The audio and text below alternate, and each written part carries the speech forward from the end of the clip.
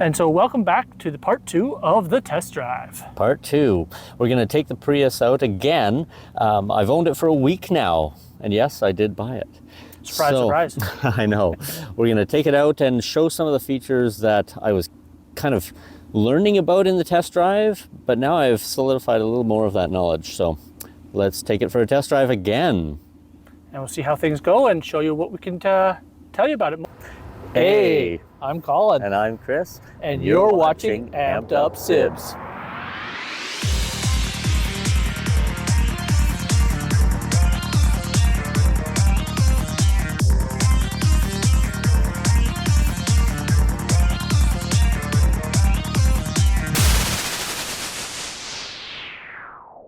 All right, time to roll.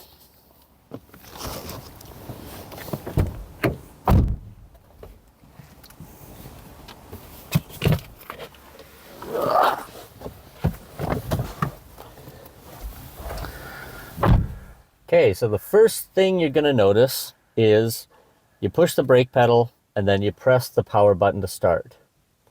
Now, I have the key in my pocket, so it has to be in the vicinity, which is like most of these kind of vehicles.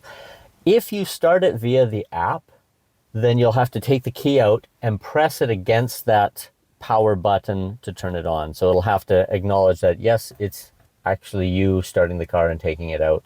Not somebody stealing it. So there's that safety part. So let's get it started right now. And also to note, after the key, press it up against, you still have to press the power button again to actually start it. That's true, yes. So we're starting the vehicle, seatbelts, and we've got a few just minor things we'll talk about. All of your controls for your heat, cabin stuff, your climate control are all right here. And it's the same kind of stuff that you have in pretty much every car. The cool thing about it is you've got the heated seats, love that, cooled seats, that's also awesome. So all the climate stuff is right here. We've got some charge ports down, charge ports down here. Oh, jeez. Okay, that went really funky. And then on the console right here, we have just a few buttons. We've got the drive modes that you want to use for hybrid, EV, or basically your drive modes. You can make it go auto, so it chooses between the hybrid and the EV mode. I've got it set on the auto right now. Most of the time I'm driving in EV mode, unless I'm jumping to the highways. Parking brake is automatically on. You can change that in the settings, but it's automatically on.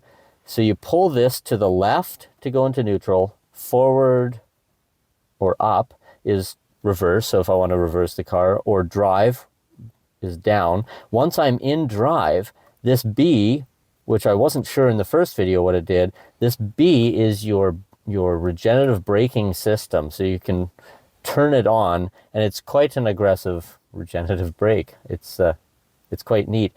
Even without it on, it will still regen the brakes a little bit.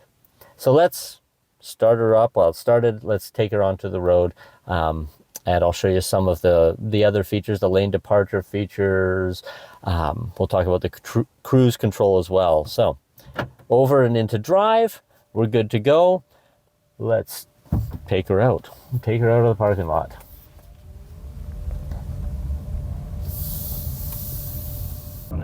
All right, so we're on the road here, and we're gonna set the cruise control, which is the buttons by my thumb.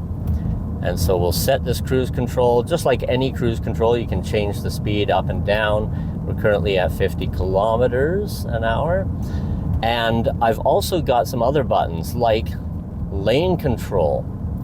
And you can see on the screen up ahead, it's going to start basically controlling my car a little bit. If I let go of the steering wheel, it's actually gonna beep at me and say, hey, you're not attentive.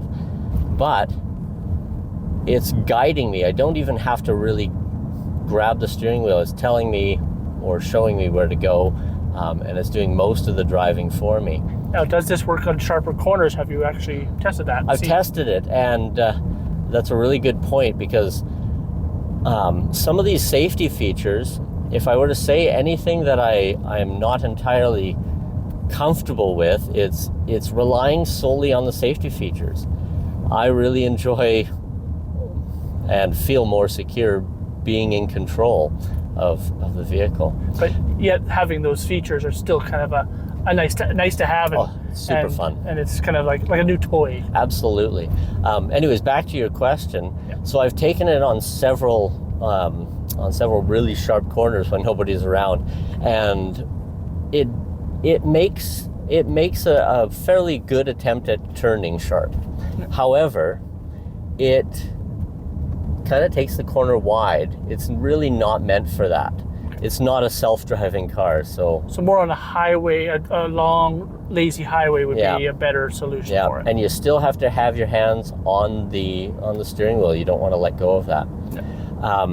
One thing I did notice, however, was that at one point it didn't know where the road was on this sharp corner, and so it changed its mind. And so instead of turning just a sharp left, it thought we were going right. And so the whole screen kind of lit up and said, hey, you're departing the lane, where are you going? And it kind of nudged me towards the right, which happened to be off the road and into the lake. So it's a good testament to keep your hands on the wheel, make sure you're still in control of the vehicle.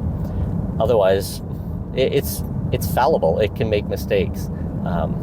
And not that we can't, but I feel more in control if I have my hands on the wheel, if I'm paying attention. Yeah. In other words, just don't fully let the vehicle do everything, and still just pay attention and keep your hands on the steering wheel, just in Absolutely, case. Keep your hands on the steering wheel. Anyways, let's look back at the heads-up display here, or the display. And let's just talk about a few things on it. Bottom right-hand corner, it says 26 kilometers. That is the amount of kilometers I have left on the battery until I have to charge or it goes into hybrid mode. Bottom right again, just below the 26, 601 is how much gas I have left in the vehicle, how many kilometers approximately. The left-hand side is 483 right now, 483 kilometers, and that is the odometer trip and all of those. So I've gone 483 kilometers so far. Haven't filled it up with gas yet, so that's kind of cool. It shows me the maximum speeds. It shows me kind of where it detects lane. So I discovered from that last video, in the middle where kind of the lane looks like, and it has these lines, it says, hey, I can't see any lanes right now. But when I get near a lane and it detects the lane, it'll reevaluate and say, hey, I can see the lines, and now it's registering where those lines are. All right, we're gonna just pull off to the side of the road here for a second, let some cars go by.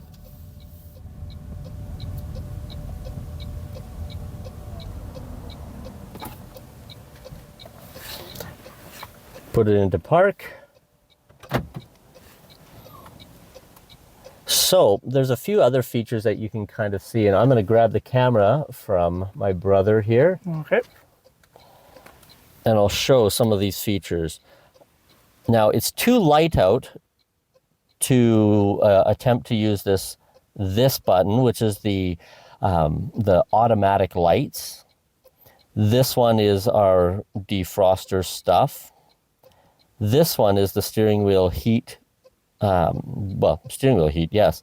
Below, you've got your, I don't know if we can see it below, kind of tight. Oh, there we go. You can see there's the gas, the trunk, and the AC 120 volt buttons. Now, right in between the steering wheel, and it's going to be super hard to even see that, but there's these small buttons right there. And they change the light, or how light or dim that is on the screen. So I can change that. I can change the odometer and see my different trips with those buttons there. Later, when we get back to our parking spot, we're going to use these two buttons, and it's really hard to get in here, isn't it? Kind of see those. There we are. So we've got the one on the left is the parking button. The one on the right is the camera button. The camera is really super cool, especially when you're parking. Gives you that full 360, which you'll see in a little bit. All right, I'm going to pass the camera back to my brother, and we will head back to the parking lot. Sounds good.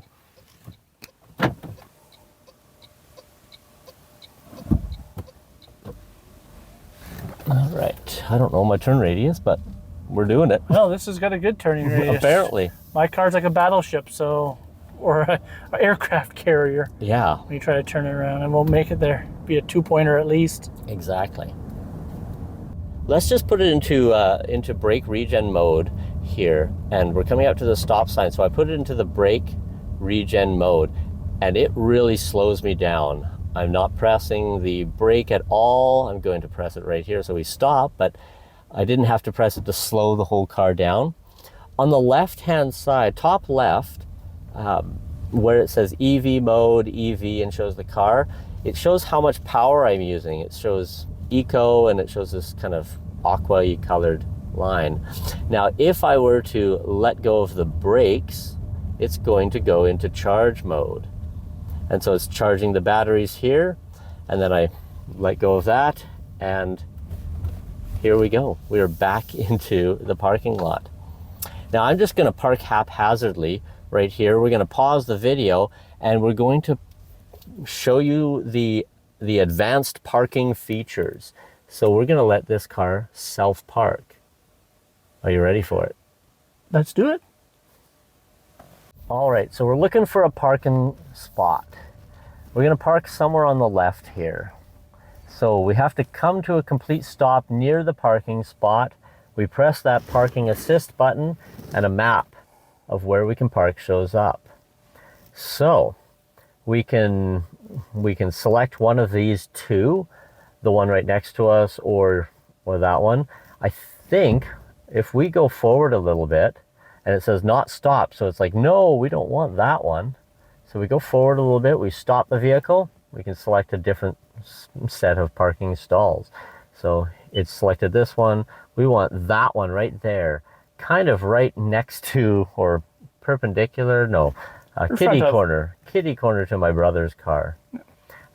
Actually, let's try it in front of and see how close it's gonna get. Woohoo!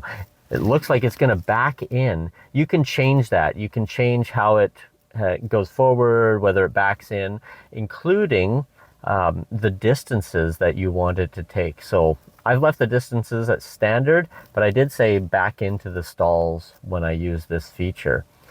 So you press start. It's going to say release brake to move. So you release the brake.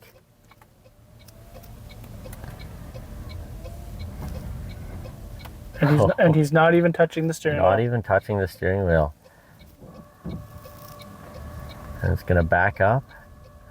This is the scary part.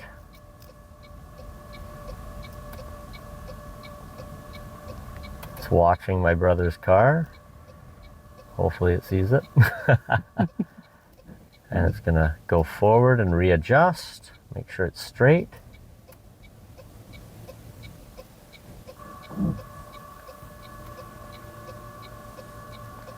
Here we go.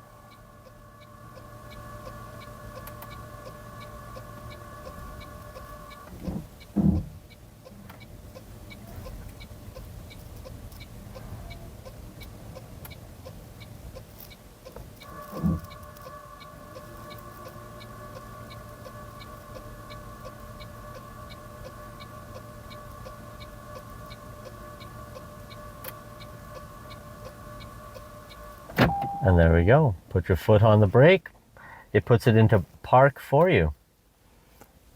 Now that's cool, and it gives you the full 360 degree there. The full 360, check surroundings. The settings, if you wanted to, you press the park button and you just press this setting button, and you can go in there and change all of the settings. It also allows me to pull out using this feature, and I can select, hey, I want to go left, I want to go right. So we're going to go right. We're going to hit the start button, release brake, and it's going to get me out of this spot without hitting anything. Check path. It wants us to be safe, and then once it's safe, release the brake pedal again.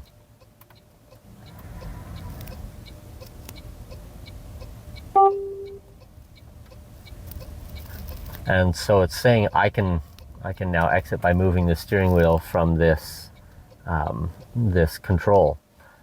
Press the brake or accelerator pedal to finish, and here we are. We're out of the parking spot. No problems, no collisions.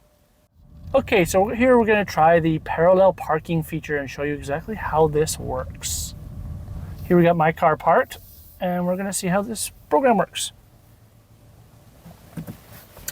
Hit the button, and it says right behind that car, parallel park. So we press on that, start forward, start button. It's going to put on some signals, release brake to move. So we're going to release this brake.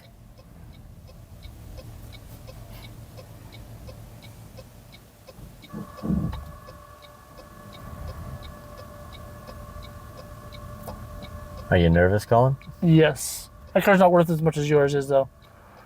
I'm also nervous.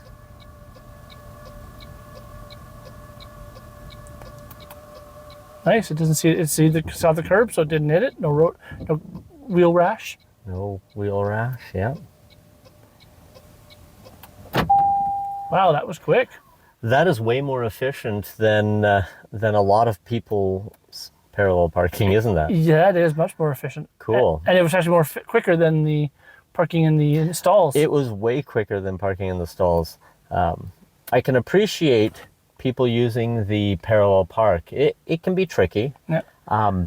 Backing in, I probably would have done it way faster than the program did it, but you know what? The program didn't hit anything, so kudos. All right, so we press this button again, and it says we can get out of this situation. That can be really handy, especially when you're kind of boxed in a little bit. The other day I was on a hill, I was parallel parked, and well, a guy came and parked really close to my vehicle. I didn't even think to use this feature. I was a little nervous, so I did it myself, but I bet this feature could have got me out of there safer and more accurately than I would have. So let's see how well it does getting out of our parallel parking situation. Start. Release brake. Yeah, it measures what's behind it. And then there's so much control. There's so much control of this. Very nice. And we're out. So I'll just point out the camera here, which is an excellent feature of this vehicle, and it's pretty much the reason that I wanted this package over the other packages of Prius. So looking at the video on the dashboard, we've got the camera, the view button that I mentioned earlier, that's how you turn it on. So it shows me the 360 right here. It also shows me, I can look at the front and back cameras and everything like that.